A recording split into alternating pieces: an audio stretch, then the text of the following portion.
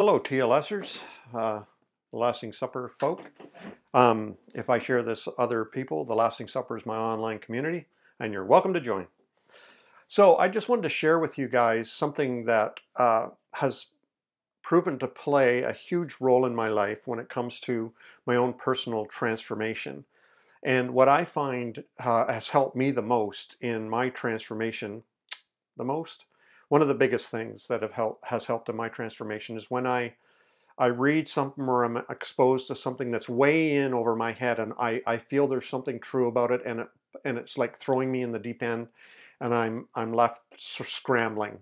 And it's books usually that sort of provoke some kind of a intellectual trauma in my life, a shock to my way of thinking, and forces me to break out of my compartmentalized thinking, my boxed in thinking, and think outside the box.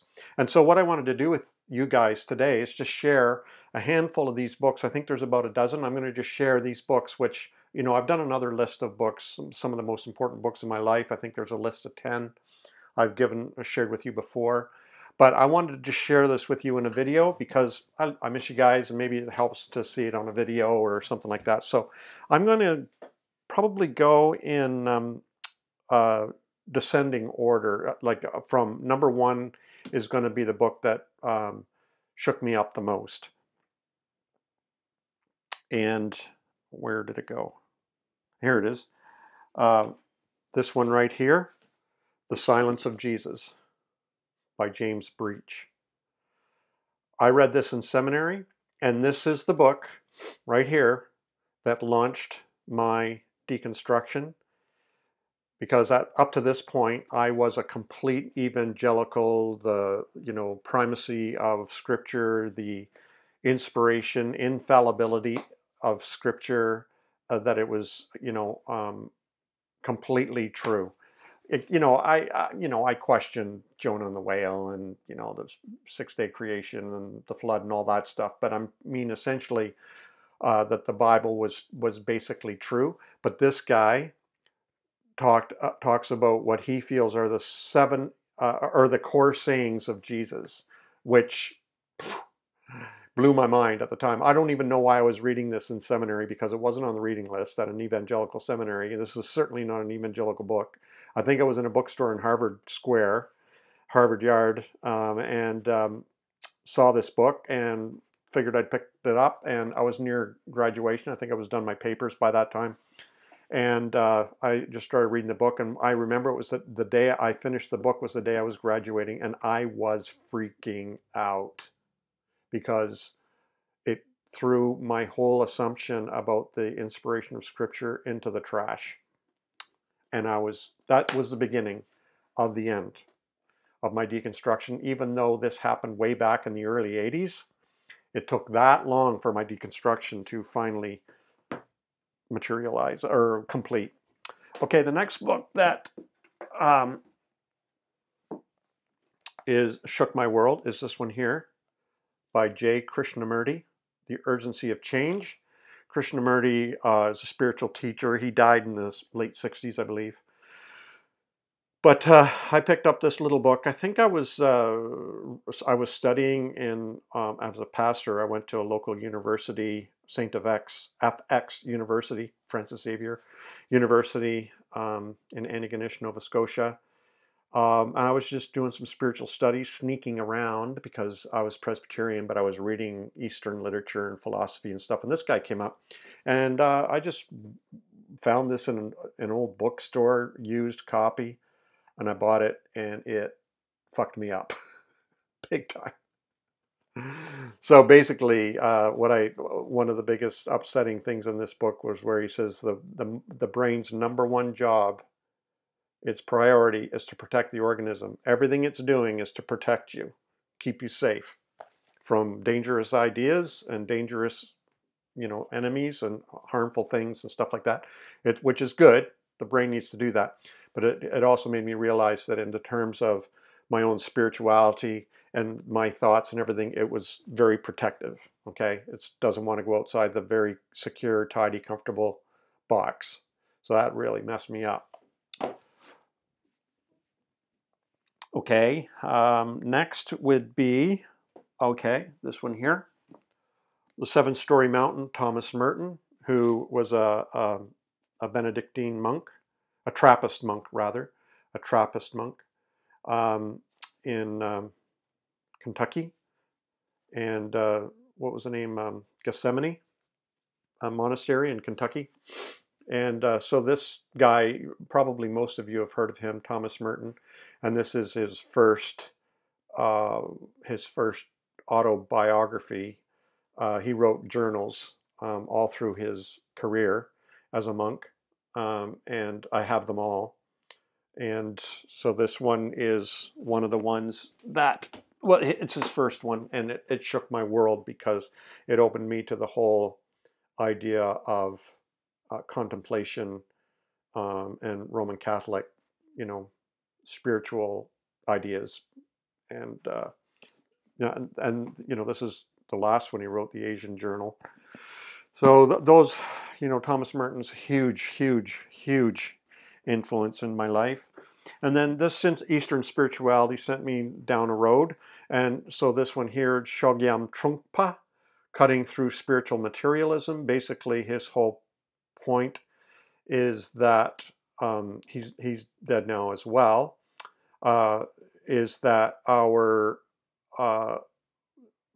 spiritual ambitions are very materialistic. And just like we're shopping for things we enjoy in our lives, our spiritual life too, even though we might think we're doing a lofty, noble spiritual thing, it's looking for the things it enjoys the most and wants the most and desires the most. It's just basically shopping for the most comfortable things to, wear our spiritual lives. So that was very mind-blowing. He ended up he actually started a monastery not far from here, and Pema Chodron now is the abbess of that monastery. And then I come to find out later he was basically a cult leader, but this book, very good truths in it that shook my world. And then around that same time would be Carl Jung's Memories, Dreams, and Reflections, his autobiography. And I am very interested in dreams. As you know, I have a course on dreams that you can take, David Hayward courses. And this book was very influential in my life. Carl Jung's been very influential in my life. And this book is really kind of mind-blowing. His experience with dreams and reflections and memories and visions and a whole lot of weird shit. But documented, fascinating character, of course, very influential in the psychotherapy world, depth psychology. And this is just a really interesting, fascinating read. If you're interested at all in the inner life, I would recommend that book. But this book shook me up and got me interested in dreams. And to this day, dreams are very important to me. In fact, last night I had dreams that I spent some time trying to understand and interpret for myself. And then this book here, Karl Barth, who is still my favorite theologian, a German Reformed theologian, the Epistle to the Romans. It was said that this book, when he came out with this commentary on Romans, shook the theological world. And he said he felt like a young boy climbing up the stairs in a bell tower and accidentally tripping and grabbing onto the bell rope. And the bell rang throughout the land, making a ruckus, and a humble way to explain the fame and this book brought to him. It's just, it shook my world too. And I ended up preaching through Romans. Not everybody appreciated that. And then these are some of the Christian books that I still have a lot of respect for. This one here, maybe some of you have heard of him. I came across this guy in Sojourners magazine. They used to interview him. He used to write articles and poetry there, William Stringfellow. And this book he wrote, An Ethic for Christians and Other Aliens in a Strange Land, where he believes that Paul's idea of principalities and powers are political and institutional and organizational um, bodies on the earth. Uh, these powers, bureaucratic power, the church's power. These are the principalities and powers that Paul is essentially referring to. It's just a fascinating read. He was very involved politically with the Berrigan brothers, the priest brothers who protested the Vietnam War and things like that. Just a very outspoken, socially conscious theologian. Never got a degree in theology. He was a lawyer, but so the Anglicans called him a lay theologian.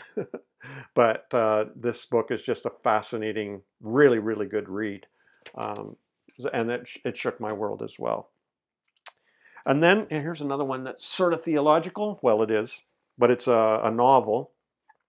Let's say a historical novel by Shu Cho Endo called Silence. Now, some of you might be aware of this title because it's been made into a movie. Um, and um, and you can watch the movie, but the movie does not do the book justice, in my opinion. Um, this book uh, is translated from the Japanese, but this book is unrelenting in its stare into the abyss of darkness. It just wrestles with the truth of missionaries going to Japan and being tortured for their faith, and crying out to God for help, and the Japanese Christians, and nothing happens. So it's quite a book. And the movie was disappointing because at the end they had to throw in a little bit of hope. I felt they couldn't stand the pressure of the um, unrelenting, I'm using that word again, silence of God. So fasten your seatbelt when you read that one, my friends. Here's another one. I'm just going to share them all. There's a few more. The Life and Death in Shanghai by Nian Cheng. It's about she was a believer, Presbyterian, I believe. Her husband and they were arrested by the Red Communist Party, and thrown in prison. And just the life she went through in prison is just unbelievable. But it's an extraordinary story of a woman who, despite 6.5 years of imprisonment and torment in communist China, not only survived but endured and even prevailed. And the reason why this book is so powerful to me is she is one of the freest. She died recently, but she is one of the freest people I've ever met through her book, even though she's in prison. So was a huge lesson for me. This one, I don't think you're ever going to read this. It's a big textbook. Is There Meaning in This Text by Kevin Van Hooser. And basically it's the Bible, the reader, and the morality and the morality of literary knowledge. And I'm sharing this with you because it was a hugely influential book, but it had the wrong results that the people intended. So I was invited by the Vineyard to go to a biblical interpretation hermeneutics weekend course, and I went, and they had us do a whole bunch of reading, and this was one of the textbooks. And basically they brought in theologians, biblical theologians, respected biblical theologians, and they wanted to insist on the point that the Bible is true and we can gain truth from reading the Bible. And so they took on the whole the deconstructionist theories, and you wanted to smash the whole deconstructionist theories, and that there's no real meaning in the text, that we can't avoid imputing our own meaning into the text, and that everything's lost in transmission. So there's the problem of the text original intent being impossible to find, but also the impossibility of us getting past our own lenses and worldviews and paradigms and everything. But I went to that weekend, and after the weekend, the whole point of the weekend was I was supposed to go away saying, yes, the Bible's true, we can depend on it for gleaning truth from it, but it had the opposite effect on me. And I realized these guys are, whistling in the dark. And I became basically a deconstructionist at that point. Okay, let's do some sign. Oh, one more theology thing. Resurrection and Reception in Early Christianity by Richard Miller, a friend of mine. And this book is a textbook, but basically he shows how the resurrection and other miraculous kinds of things was a huge theme in literature at that time and in that place and in that region, among other religions and everything. And it just sort of threw that whole idea that Christianity has special stories about, a heroic leader who gets executed and then rises again from the dead and seen by others and then goes into heaven. That's not unique to Christianity. And he spends a lot of time proving that point. And so that was quite a read. And then this one was huge to me. David Bohm, The Essential David Bohm, a collection of his scientific essays, quantum physicist, one of my scientific gurus, the Dalai Lama. Just a fascinating guy. In fact, the Dalai Lama would meet with him. Krishnamurti would meet with him. They would talk because when you get into quantum physics, it sort of becomes this whole, I'm going to step out on a limb here, but when you start talking mystical language and you start talking philosophy and start talking quantum physics, it all starts sounding like we're talking about the same thing. So this was a profound read. It's a collection of essays, very, very readable too, very eye-opening, and like, wow. And then finally, thanks for hanging in there, guys. Finally, this book here, 7 Brief Lessons on Physics by Carlo Rovelli. I ordered this book. Lisa and I were going away on vacation, so I Googled best non-fiction books of 1918 or something like that. And this book came up in actually 2016, a little while ago. And this book came up as one of the best non-fictions. So I downloaded it on my Kindle and I fell so in love with it that I actually bought the hard copy. And it's just a tiny little book with 7 little essays on quantum physics. And it was just mind blown, eyes opened, powerful, even though he claims he's an atheist. It's just powerful. Like I said before with David Bohm, when you start talking quantum physics and science and philosophy and mysticism and Eastern philosophy and contemplation, meditation, it all starts sounding kind of the same. We're talking about the same thing. And that's why I love this book so much, and I read it every year, just like I read Krishnamurti's book, The Urgency of Change. So those are just some of my books that have blown my mind. I call these pivotal books in my life. These books have played a huge and pivotal role in my life. They've helped shape me. They've shaken me up. They've broken my mind. They've shattered my boxes and helped me. So that's what I recommend. If you're feeling stuck, read, throw yourself in the deep end. Read something out of your league, over your head, out of your comfort zone, and see what happens. That's what I find for me. If I'm feeling stuck, it's usually because of the way I'm thinking.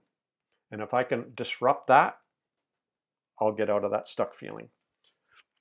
Love to you guys. Bye.